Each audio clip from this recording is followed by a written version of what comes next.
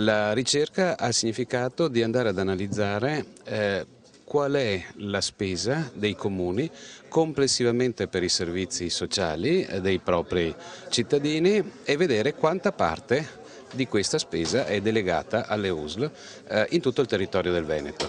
Quanto incide la spesa sociale all'interno del bilancio dell'ULSS in questo territorio?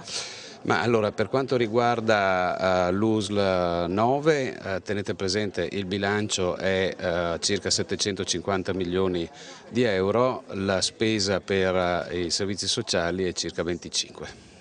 Complessivamente i comuni del Veneto hanno speso nel 2006 quasi 395 milioni di euro per la spesa sociale, pari a 83 euro per ogni abitante.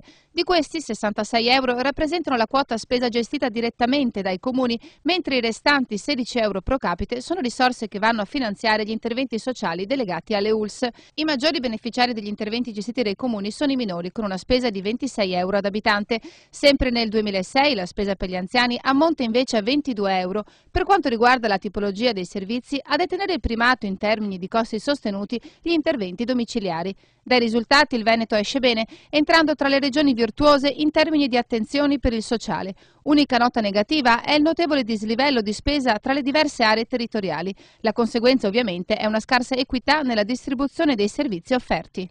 Il problema che abbiamo visto e che emerge molto chiaro dalla ricerca sono i differenziali, cioè se noi andiamo nei diversi territori, sono 581 comuni e poi ci sono tutte le conferenze corrispondenti alle ULSS.